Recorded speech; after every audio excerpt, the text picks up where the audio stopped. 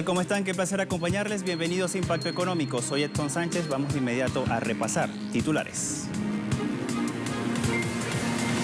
Gobierno de Argentina alcanzó un acuerdo con acreedores internacionales para reestructurar la deuda del país. Estas negociaciones constituyen un alivio para la economía nacional. En breve le ofrecemos los detalles. Expertos sostienen que América Latina deberá esperar entre 2 a 3 años para poder recuperarse económicamente tras el impacto de la COVID-19. También prevén un periodo de desestabilización política. Este tema lo ponemos en contexto. Banco Central de Rusia prevé que la economía del país se recupere en el segundo semestre de este año en Economía 360. Ampliamos detalles.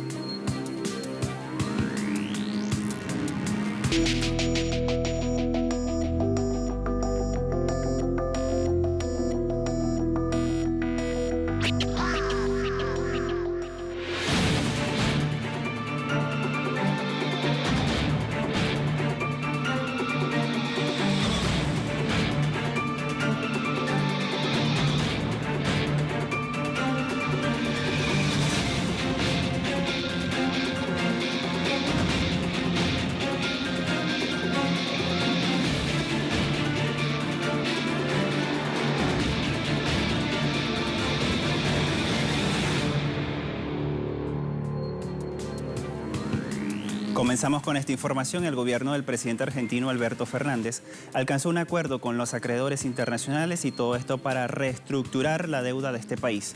Las negociaciones constituyen un alivio para la economía de este país de Argentina. Las mismas se produjeron respetando el marco de sostenibilidad de la deuda elaborado por el Ministerio de Economía y avalado por el Fondo Monetario Internacional. El medio local Página 12 informa que la reestructuración va a permitir reducir el interés que pagan los títulos externos a una tasa promedio de 3.7%, cuando la deuda anterior pagaba cerca del 7%. A partir de este canje, Argentina enfrentará vencimientos de títulos externos solo por 4.500 millones de dólares en los próximos 5 años, en lugar de los 30.200 millones originales. Página 12 agrega que tras este anuncio, el expresidente del Banco Central, Luis Caputo, felicitó al presidente Alberto Fernández y al ministro de Economía por lograr un importante acuerdo como este. Sin embargo, el exministro Alfonso Prat afirmó que se pudo haber logrado un acuerdo mejor. La petrolera estatal colombiana Ecopetrol sufrió una caída del beneficio neto del 97.5% y esto se debe a la crisis global de la COVID-19. Ecopetrol informó que esta estatal tuvo un beneficio neto de unos 41.7 millones de dólares en el primer semestre de este año. Esto es un 97.5% menos en contraste con igual periodo del año pasado. El presidente de esta estatal petrolera, Felipe Bayón, dijo que hubo una caída del beneficio antes de impuestos, depreciación y amortizaciones, conocido como EBITDA, entre enero y junio del 53.5%, estando en unos 1.913 millones de dólares. Bayón expresó que la crisis se agudizó en el mes de abril, impactando en la utilidad neta de Ecopetrol con un desplome del 99.3%, situándose en 6.6 millones de dólares. La directiva de Ecopetrol indicó que su producción de crudo en el primer semestre de este año fue de 706.000 barriles diarios, unos 20.000 menos, frente a igual periodo del año pasado. También Ecopetrol actualizó el plan de negocios 2020-2022, que prevé inversiones entre 11.000 y 13.000 millones de dólares. Con relación a esta deuda, la compañía señaló que para el 30 de junio era de unos 14.300 millones de dólares. Durante su participación en el 35º periodo de sesiones del Consejo Permanente de la Comisión Económica para América Latina y el Caribe, estamos hablando de la CEPAL, realizada de forma virtual, el vicepresidente sectorial de Planificación de Venezuela, Ricardo Menéndez, afirmó que la pandemia dejó al descubierto las diferencias entre dos modelos de desarrollo opuestos. La pandemia ha desnudado las desigualdades e inequidades en el mundo. Esto no es simplemente parte de un análisis banal entre países ricos y pobres. Es más la contrastación de modelos del imperativo de sostener las políticas públicas universales como garantías de los derechos humanos. ¿Cuántos países ricos no dieron pruebas gratuitas de COVID-19 a sus habitantes? ¿Cuántos lanzaron a la calle del desempleo a sus poblaciones sin políticas de protección? ¿Cuántos rechazaron el ingreso a la salud de cientos de miles de hombres y mujeres si no se podrían costear los tratamientos y ver sepultada la igualdad en enormes fosas comunes? ¿Cuántos países desarrollados, cunas de la civilización, decidieron no atender a adultos mayores de manera deliberada en una extraña fórmula malthusiana? Cuba aboga en la CEPAL por un mundo sin pobreza y con un hambre cero, así lo titula el portal web de la agencia latinoamericana Prensa Latina. En esta noticia, el ministro cubano de Comercio Exterior y la Inversión Extranjera, Rodrigo Malmierca, dice que la 35ª sesión del Comité Plenario de la Comisión Económica para América Latina y el Caribe, estamos hablando de la CEPAL, que una sociedad más justa y un sistema de relaciones internacionales más equitativos es posible, esto lo dijo puntualmente.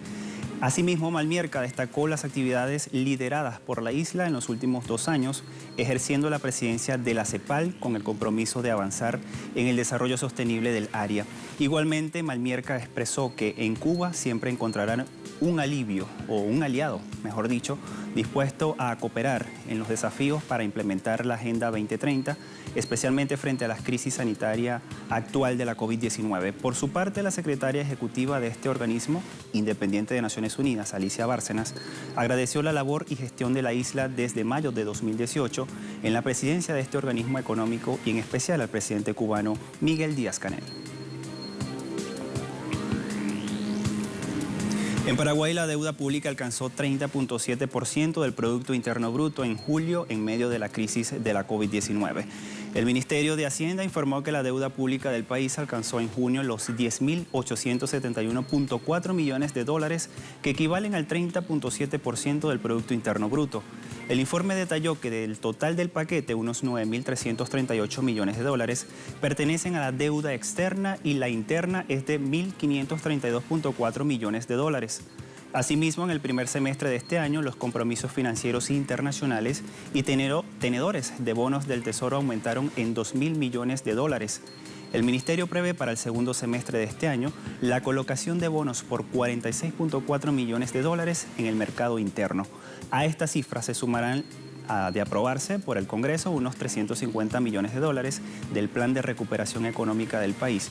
Y por otra parte, según las proyecciones realizadas por el Ministerio de Hacienda, la deuda llegará al cierre de este año a los 12.553 millones de dólares, y esto es un 34.5% del Producto Interno Bruto. La cartera de Hacienda advierte que este nivel de endeudamiento cerrará este año con un déficit fiscal de 7.2% del Producto Interno Bruto.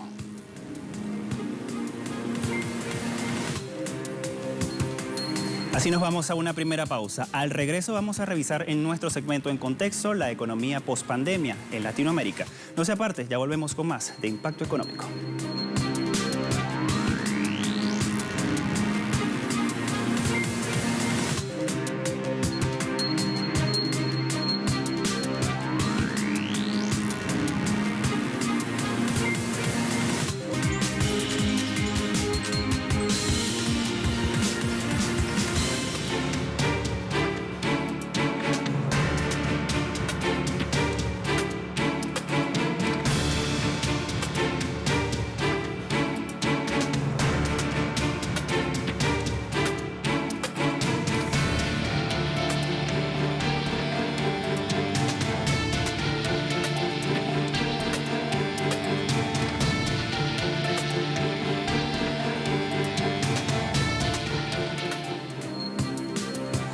El economista Armando Negrete y el político analista también Julio Burtman coinciden que América Latina debe esperar 2 o 3 años para poder recuperarse económicamente del impacto de la COVID-19. Igualmente, ambos especialistas, en un trabajo especial para el medio ruso Sputnik, prevén que la región atraviese un periodo de desestabilización política. Los detalles a continuación. El difícil panorama sanitario de América Latina tiene una rápida traducción sobre indicadores económicos. Durante el mes de junio, un informe del Fondo Monetario Internacional pronosticó que el Producto Interno Bruto de la región caerá el doble que la economía mundial, un 9,4% en 2020 frente a un 4,9% para todo el mundo. Frente a este escenario, el economista Armando Negrete afirma que todavía no se tiene una estrategia que se haya implementado con éxito en medio de la actual pandemia. Explica que la complejidad de la actual crisis económica está vinculada con la oferta y la demanda. Los mercados separaron especialmente las cadenas de suministros y las cadenas globales de valor, lo cual conllevó a escasear productos. Negrete consideró que los esfuerzos que se han hecho con más éxito en el mundo y en América Latina, en particular Perú, estuvieron vinculados con la creación de un ingreso universal al que los ciudadanos pueden acceder con su documento de identidad y que permite tener la canasta alimentaria. Sin embargo, sobre Brasil, asegura que hubo un paradigma contrario a lo que en general se presentó en la región. El país sí adoptó algunas medidas para atender el empleo y el ingreso de las familias, pero no asumió acciones sanitarias adecuadas para la contención de la pandemia. Negrete no es optimista en relación al futuro económico cercano de América Latina, pues mientras no exista una vacuna de acceso gratuito y universal, no hay una garantía de que este horizonte vaya a mejorar. Este estudio publicado por Sputnik recoge la opinión del analista político y docente argentino Julio Burtman. Él señala que la falta de integración política y económica en América Latina es una contra para la recuperación de la economía tras la pandemia de la COVID-19. El analista político y docente argentino Julio Burtman señala que la delicada situación económica que ha producido la pandemia de la COVID-19 en América Latina puede traducirse fácilmente en cuestiones políticas en cualquiera de los países de la región. Asimismo, Burtman indicó que en crisis económicas anteriores de Latinoamérica, las zozobras económicas eran atribuidas a los gobiernos y eran los gobernantes los que pagaban los costos de las crisis. En ese sentido, apuntó que por el momento no queda claro si los gobiernos van a ser responsables o van a poder ser exculpados del impacto de la pandemia. El analista argentino también precisó que América Latina se encuentra en la era de menor integración desde la época de los años 80. En ese contexto, puso como ejemplo a Europa, donde los países de ese continente se mostraron con una capacidad económica para intervenir que no se vio entre los estados latinoamericanos. Sin embargo, aclaró que en la Unión Europea los mecanismos de integración regional tampoco lograron ser determinantes ante una pandemia que exigió al máximo a los sistemas de salud nacionales. Por otra parte, Burtman acotó que América Latina tiene una carencia de instrumentos financieros regionales como un banco. En esa línea, dijo que el Mercosur nunca tuvo instrumentos propios y nunca hubo coordinación de políticas económicas. Y sobre este asunto, Julio Burtman destacó la importancia de que la región cuente con bancos de desarrollo propios. Por este motivo, consideró fundamental que se amplifique y retome la estrategia del Banco del Sur. Burtman dice que a falta de estas herramientas, los gobiernos latinoamericanos tendrán que basarse en políticas domésticas, proteccionismo, emisión monetaria y algún rescate de organismos financieros internacionales en alianza con actores extrarregionales como lo son China y los Estados Unidos. Él sostiene que el difícil panorama económico se dará como parte de una situación social y política problemática para todos los gobiernos de la región. Incluso advierte que algunos no puedan sobrevivir a este impacto, tal como sucedió en la región con las anteriores crisis de la deuda o las caídas abruptas del Producto Interno Bruto. A medida que la pandemia vaya creciendo o cediendo en la región, muchos países van a enfrentar fragilidad política, con una fuerte polarización interna y gobiernos muy poco preparados para lidiar con crisis sociales, puntualmente lo dice Julio Burtman. De la recuperación económica en Rusia vamos a hablar al regreso de esta segunda pausa. Se preguntará usted cómo está haciendo este país. Nosotros le contamos al regreso de esta pausa.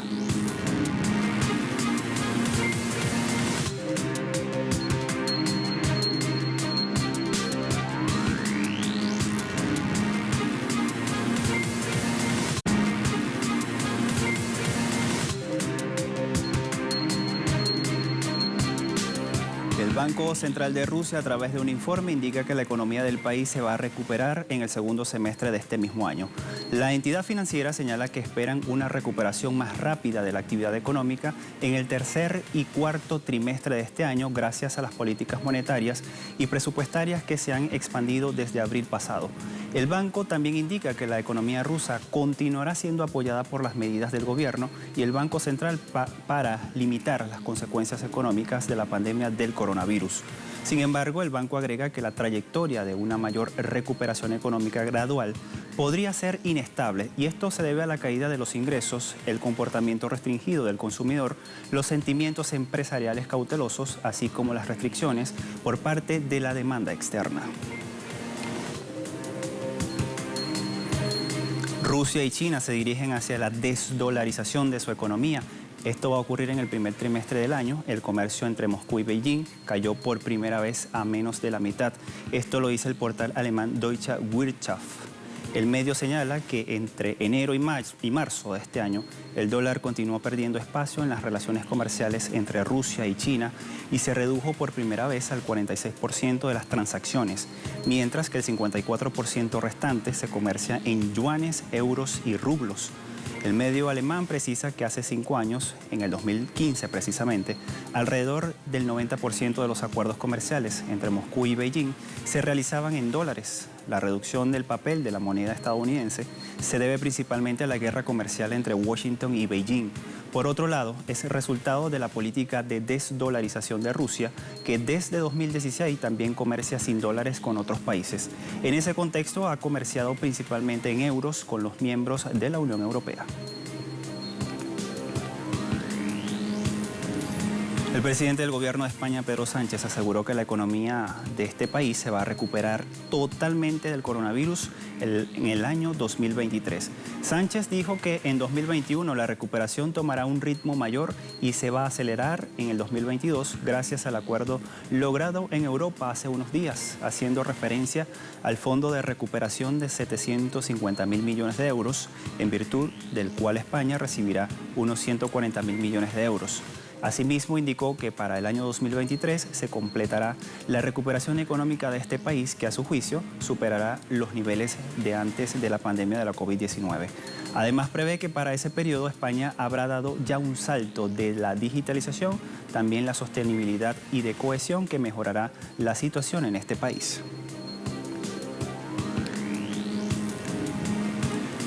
En China, el Ministerio de Finanzas asignó 53.3 millones de yuanes de ayudas para el sector educación en 2020 y un 9.6% más que el año anterior. Los fondos serán destinados a las becas y políticas de subvención para la educación secundaria y también para la educación superior, que prevén beneficien a más de 30 millones de estudiantes. El ministerio proyectó seguir optimizando e implementando la política financiera para los estudiantes este mismo año. Igualmente priorizará las áreas afectadas por la pobreza y los segmentos vulnerables. En este contexto, el Ministerio de Finanzas organizó en su plan quinquenal por el orden de los 224.300 millones de yuanes en ayuda económica para los estudiantes, esto con un aumento del 8.7% anual, y ha beneficiado a más de 136.3 millones de estudiantes en este país. Hablamos ahora de Alemania. El operador del aeropuerto Frankfurt recortará entre 3.000 y 4.000 empleos de su plantilla laboral. Esto es cerca del 15% de todo su personal debido a la lenta recuperación de los efectos de la pandemia. Según la cifra, se registró una baja interanual de 64% en el primer trimestre y del 94% en el periodo de abril a junio de este mismo año. En tanto, las operaciones reiniciaron a mediados de junio. Sin embargo, el número de pasajeros es de solo una quinta parte en contraste con igual periodo del año pasado. Asimismo, según el jefe de Frankfurt, Stefan Schulte, solo a partir del año 2022 y 2023 prevén volúmenes entre 15 y 20% menos que el año 2019 debido a los efectos de la actual pandemia. En el segundo trimestre de este año, más de 16.000 trabajadores estuvieron en desempleo temporal en Frankfurt. Por otra parte, los recortes en la aerolínea se realizarán por el cese de contrataciones y el retiro de voluntarios y jubilaciones anticipadas.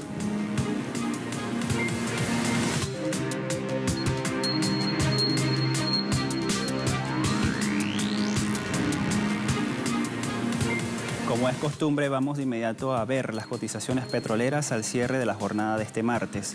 La relación de WTI intermedio de Texas, $41.9 el barril, tiene un alza de 0.08 centavos de dólar.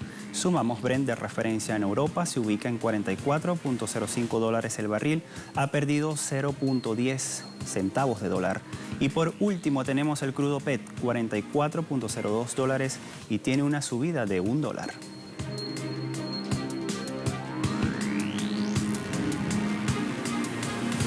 Indicadores que estamos llegando al final de esta emisión de Impacto Económico. Recuerde que la invitación, como siempre, es para que siga todas nuestras redes sociales. A todos muchísimas gracias. Será hasta la próxima. Chao.